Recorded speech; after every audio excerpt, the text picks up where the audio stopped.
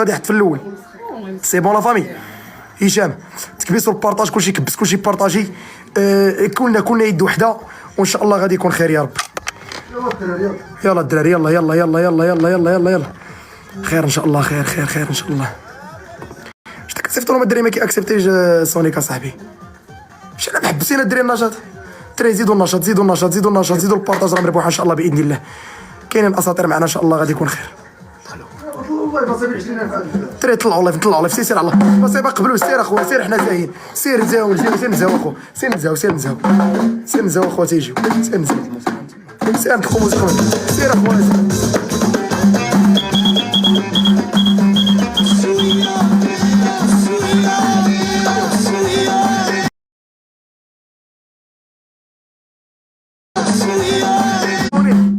تفرج في الافتتاح ديال الفيديو ياك؟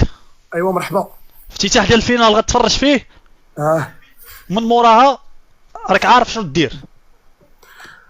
ودي مورا غادي نحلوها ونصبروا ما عندك ما دير. سير الله ماشي مشكل. ورينا الافتتاح.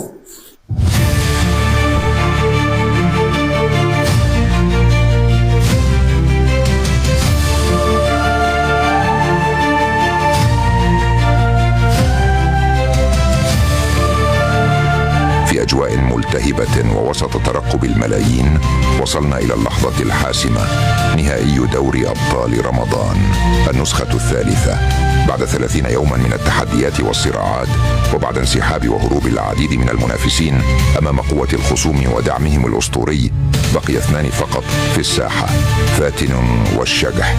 هذه النسخة كانت عنوانا للملحمة، حيث ارتفعت أصواتها إلى عنان السماء، وشهدت مواجهات كسر عظام مقصي فيها العديد من المنافسين الذين لم يتمكنوا من الصمود أمام قوة الخصوم وداعميهم العمالقة.